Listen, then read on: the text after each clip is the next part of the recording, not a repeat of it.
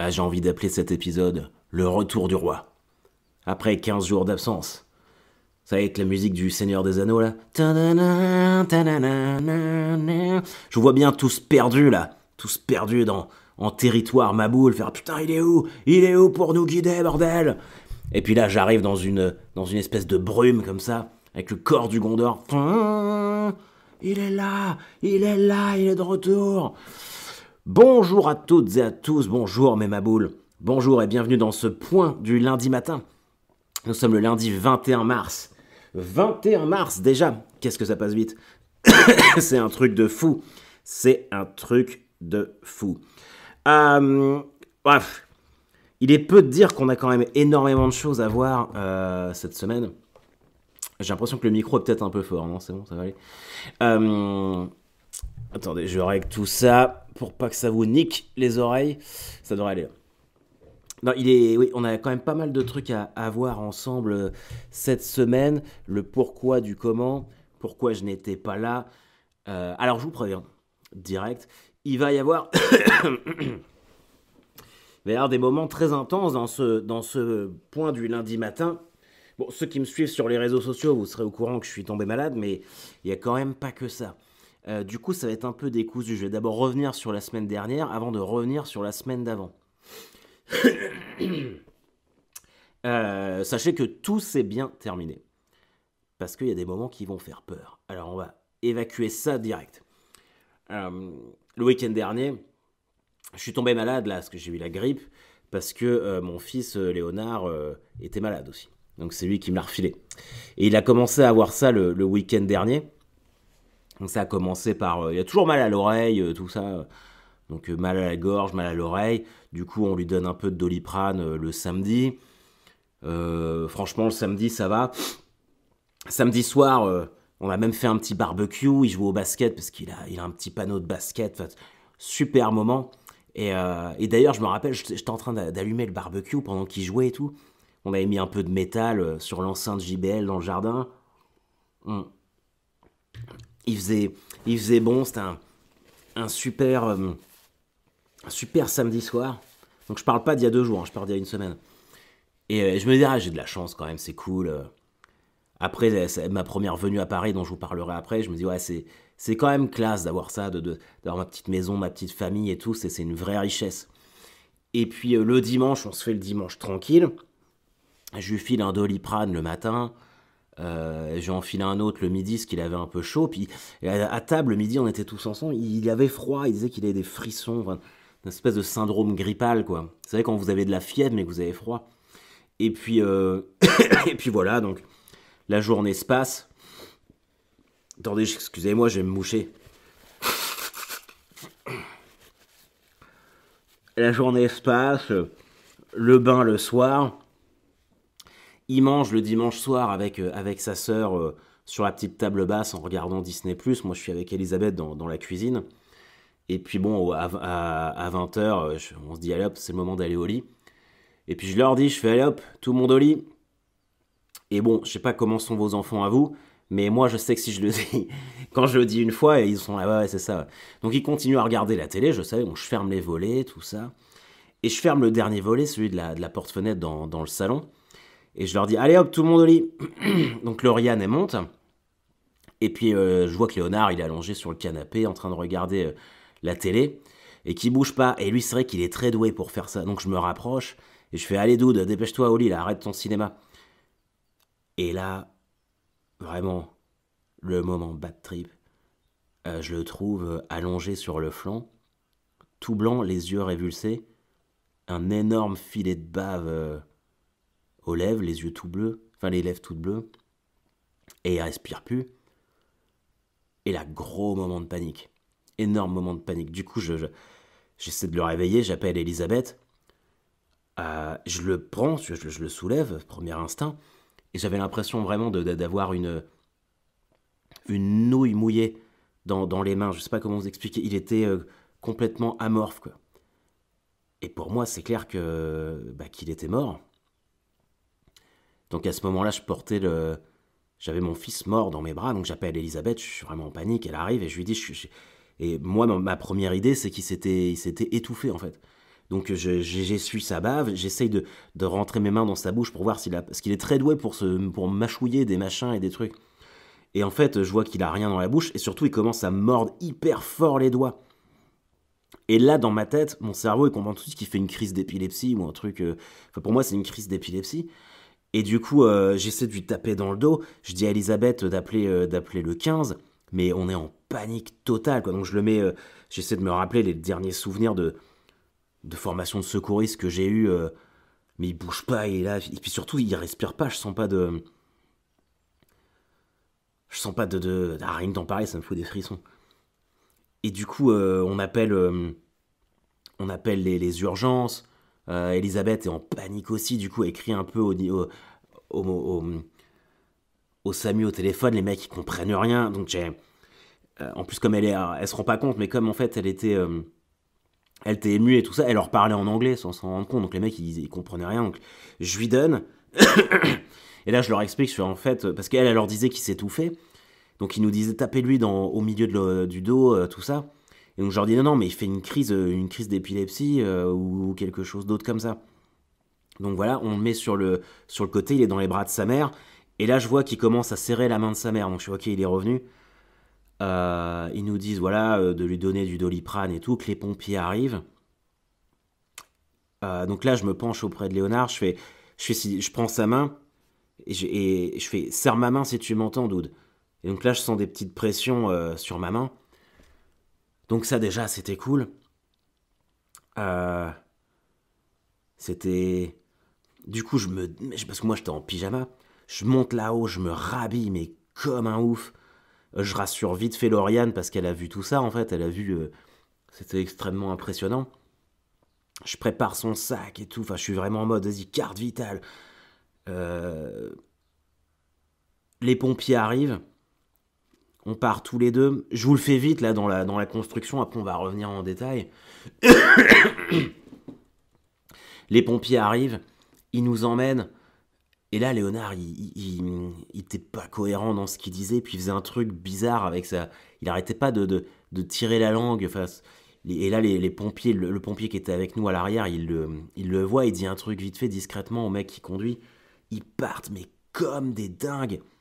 Et là, je me dis, putain, c'est pas bon signe. Et j'ai eu tellement peur. On arrive là-bas,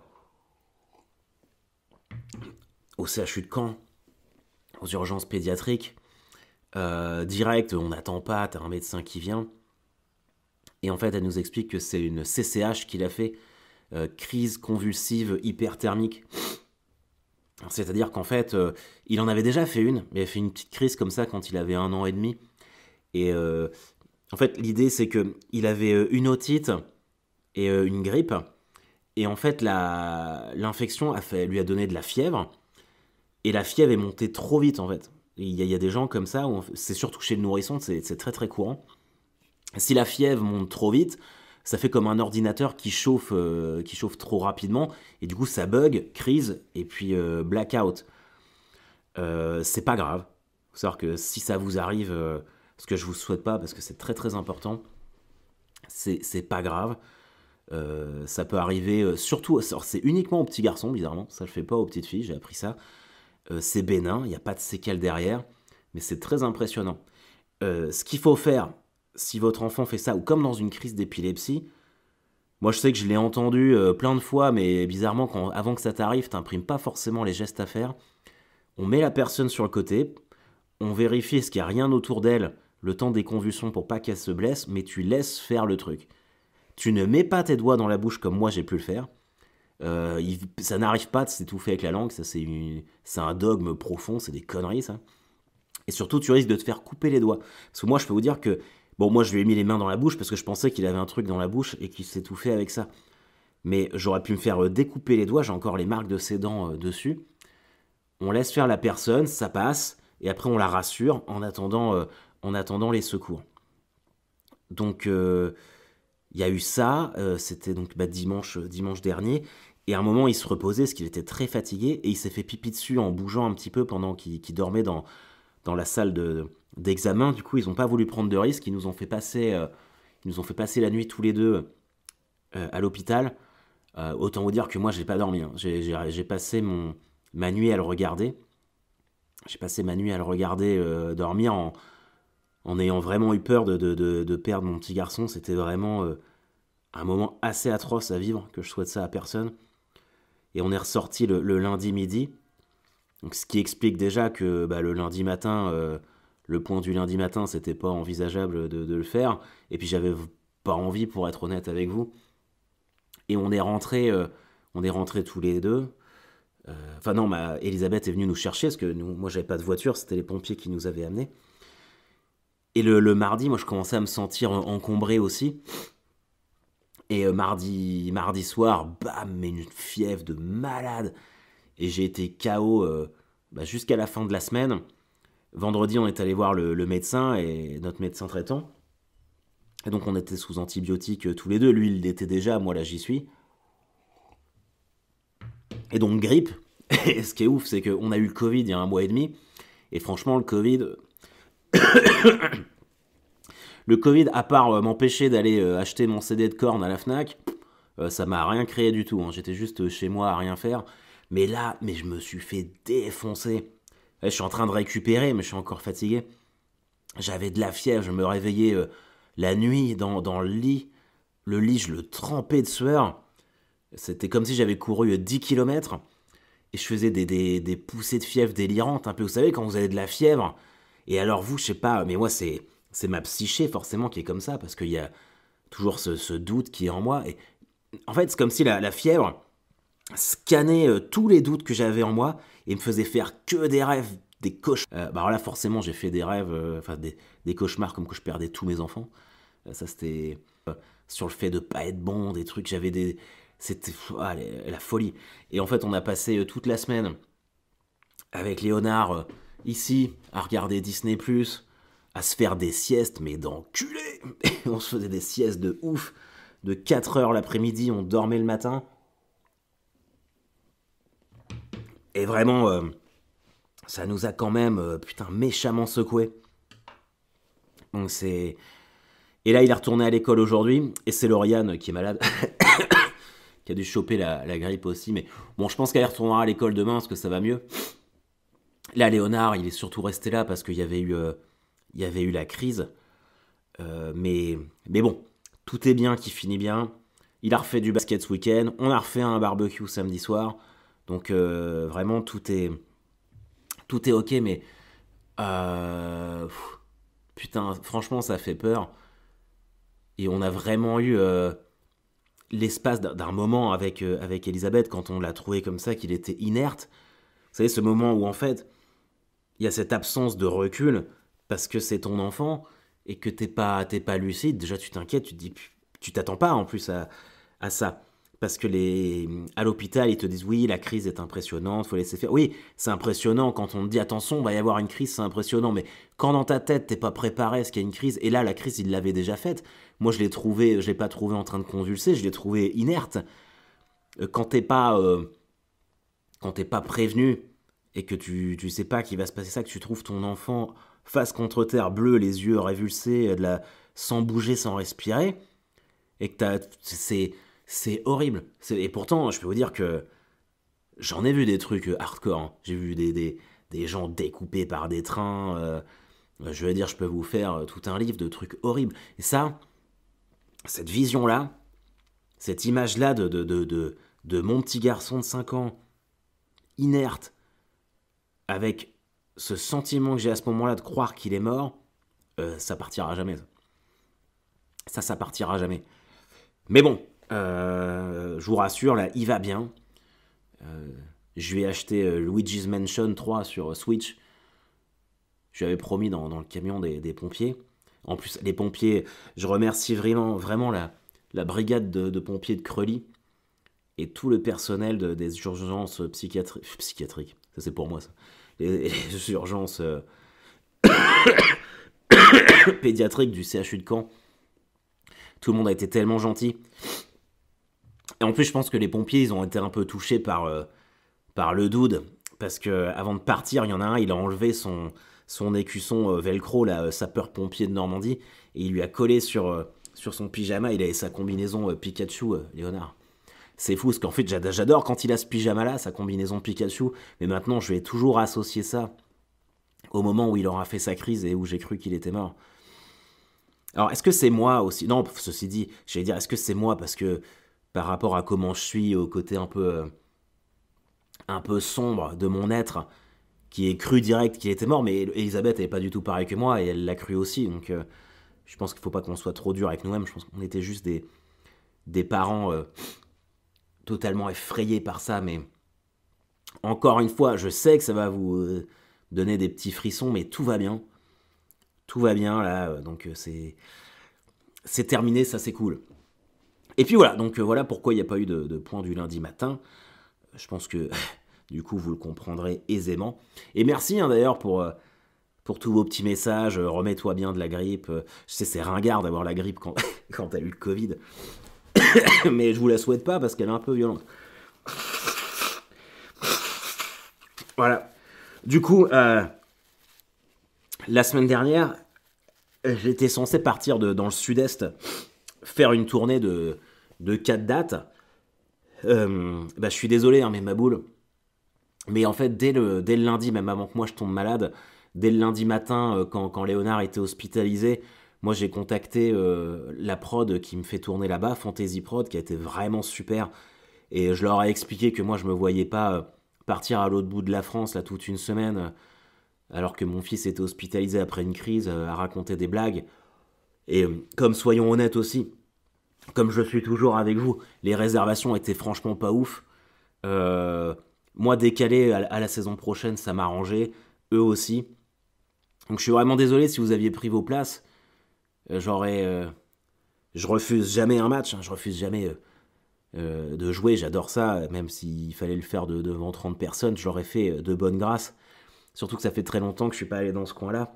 Mais Léonard hospitalisé, et puis de toute façon, dans la foulée, comme j'ai eu la grippe et que j'étais pas capable de me le sortir de mon lit, voilà, une chose en amenant une autre. On attendra peut-être, j'ai pas encore les dates de report, mais ce sera saison prochaine et on ira, ça ira mieux et on en profitera beaucoup plus. Et du coup, à la suite de ce report, j'avais été sollicité par Game One pour retourner faire une émission avec Marcus. Donc ça fait plaisir aussi. Merci Marcus, parce que je sais que t'écoutes l'émission, mon grand. Mais je sais que t'écoutes le point du lundi matin, mais du coup, comme je n'étais pas encore officiellement malade, je m'étais booké l'enregistrement vendredi, et puis le jeudi soir, j'ai annulé aussi parce que j'en pouvais plus. On devait se faire le déplacement au Havre avec Léonard pour se faire Le Havre Stade Malherbe. Bon, on était trop faibles pour y aller, mais on l'a regardé à la télé. Et là, putain. Ah là là là là.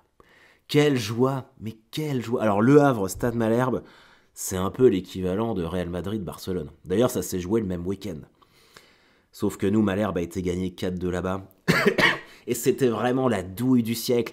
Parce que le club du Havre fêtait ses 150 ans. Et ils avaient choisi de faire leur anniversaire en recevant Malherbe. Je pense qu'ils étaient persuadés de nous niquer. Avec concert de Medine, le rappeur, ce qu'il est du Havre.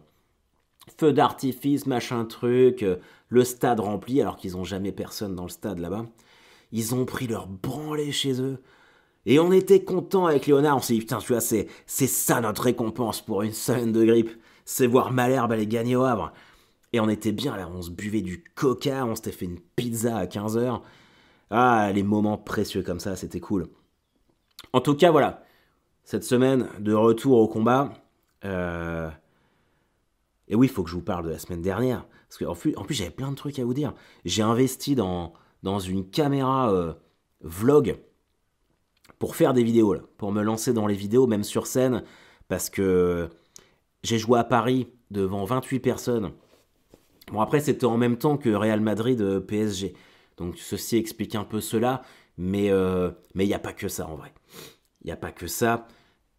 Je sais que je vous demande de me faire de la pub sur Paris, mais je comprends bien qu'en fait, l'essentiel de vous, mes maboules, on est tous en province. On est tous en province. Et c'est con parce que sur la carte du point du lundi matin, j'ai pas les villes en fait, j'ai que les pays. Donc je peux pas voir où on est en France exactement. Mais en vrai là, la saison est quasiment terminée. Moi j'ai fait mon intermittence, donc je suis bon pour la renouveler, il n'y a pas de problème. Je suis déjà en train de préparer les dates de tournée de l'année prochaine.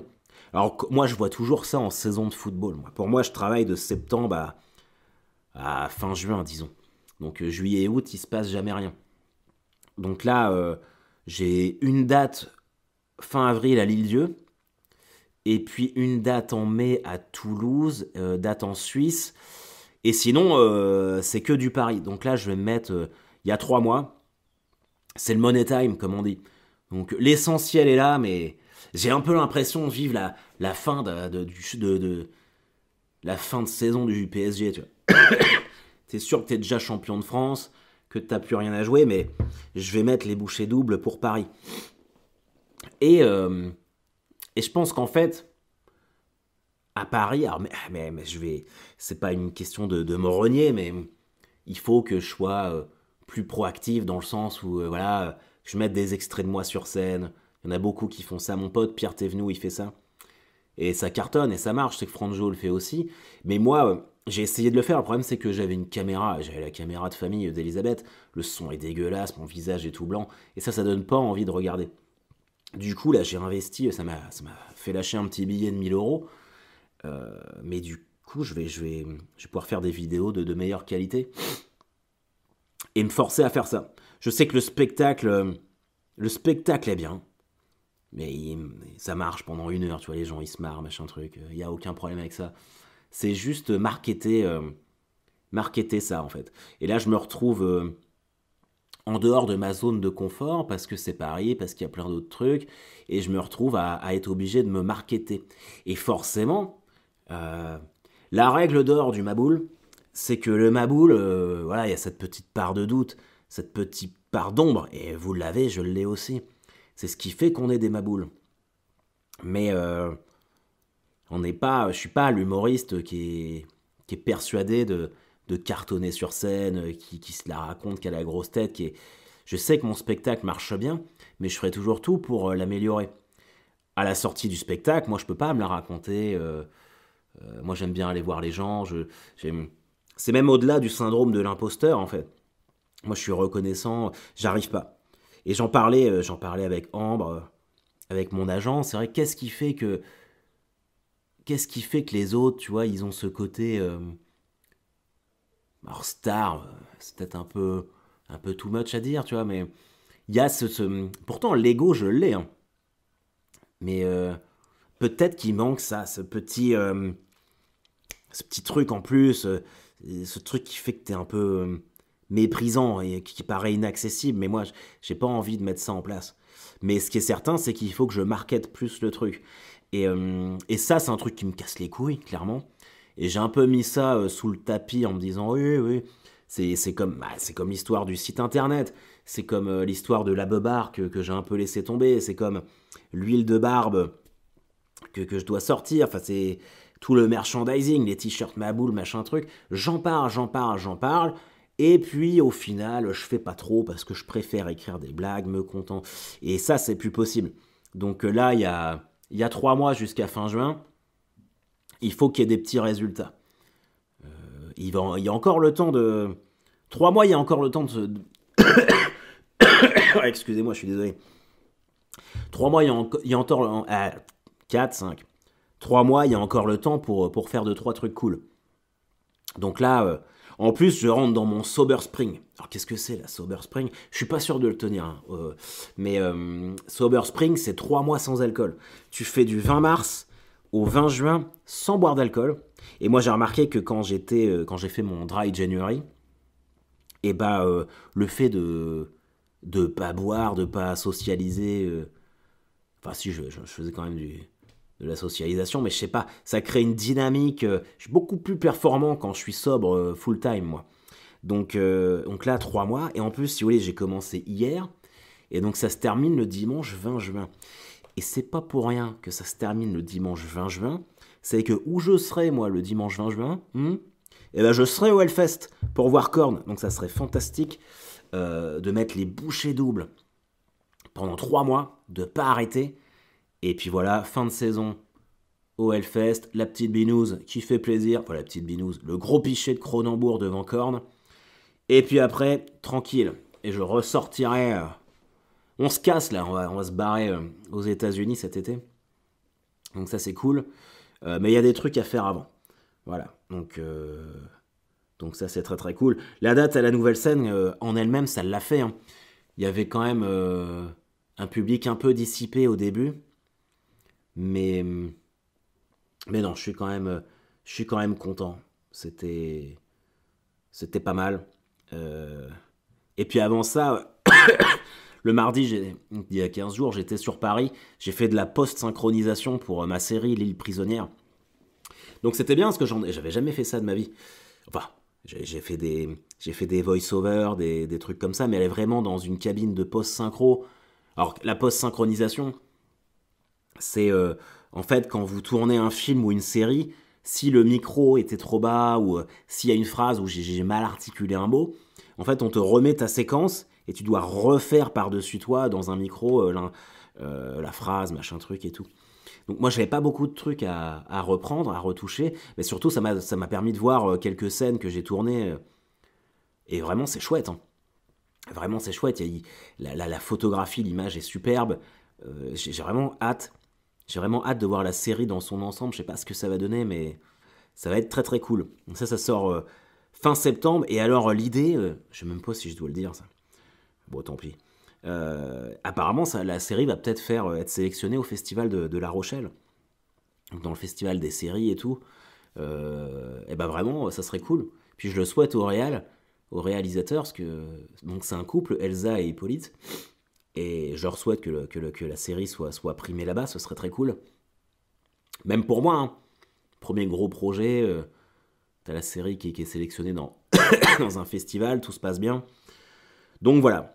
Euh, on est quand même sur 28 minutes de point du lundi matin. Ça a été intense, ça a été dense, mais il y avait 15 jours à couvrir. Bon, ce qu'il faut retenir de tout ça, les amis, c'est que ça va mieux. Bon, comme vous pouvez l'entendre, je suis encore un peu enrhumé. Ah oui, la très bonne nouvelle, très très bonne nouvelle, c'est que mon genou ne me fait quasiment plus mal. Vraiment quasiment plus mal. Donc je suis retourné nager là, avant l'histoire de Léonard et de la grippe. Je suis retourné nager et je sens que le championnat se termine en mi-mai. Notre championnat vétéran, on savait qu'on est premier là. Mais bon, j'ai joué 2 matchs dans la saison. Donc si on est champion, ce sera pas grâce à moi. Et si on n'est pas champion, ça sera pas non plus à cause de moi. Mais j'aimerais bien participer à la fête là. Donc ça c'est l'objectif. Et si vous êtes du côté de Caen, de la Normandie, j'aimerais bien, euh, j'aimerais bien participer au courant de la liberté. Là. C'est genre le 10 juin. Alors les courants de la liberté, c'est un festival de course à pied qu'il y a au moment des célébrations du 6 juin à Caen. Et il y a 10 km, semi-marathon, marathon. Bon bah marathon, tu laisses tomber. 10 km, ça peut le faire si mon genou me fait pas mal. Enfin, si mon genou est cool, il n'y a aucun problème. Et si vraiment je reprends dans pas longtemps et qu'il n'y a pas de souci, là, je me tenterais bien un petit semi-marathon. Mais on va voir. En tout cas, voilà. Et puis, je joue à Lille le 9 avril. Je sais qu'il y a des Lillois hein, dans les maboules. C'est un samedi à 17h. Toute la semaine d'avant, je vais à Lille pour faire des plateaux, pour promouvoir. Parce que Lille, c'est la seule date. Je mets Paris de côté. Lille, c'est la seule ville où c'est pas complet. On est complet partout, hein, d'habitude. Et je sais pas pourquoi. Donc ça, c'est pas possible. Surtout que vous êtes des bons gars là-bas. Enfin, il y a des bons maboules. Donc, pas de raison. Je pense qu'il y a un problème là de rencontre. Donc, je passe la semaine là-bas. Je vous retourne le cerveau pendant une semaine. Et vous venez tous le samedi. En plus, c'est à 17h. C'est-à-dire que 17h à 19h, c'est terminé. Donc, tranquille, quoi. On peut être tous ensemble. En plus, je sais plus qui m'avait dit ça, mais qu'il y avait un bar métal pas loin du Spotlight. Donc voilà. En tout cas, je vous souhaite à tous une merveilleuse semaine. Pour une fois, on est en temps et en heure. Il est 9h57. Voilà, le point du lundi matin va être balancé dans la foulée. Je vous fais une grosse bise et puis on se dit à très vite. Bye bye.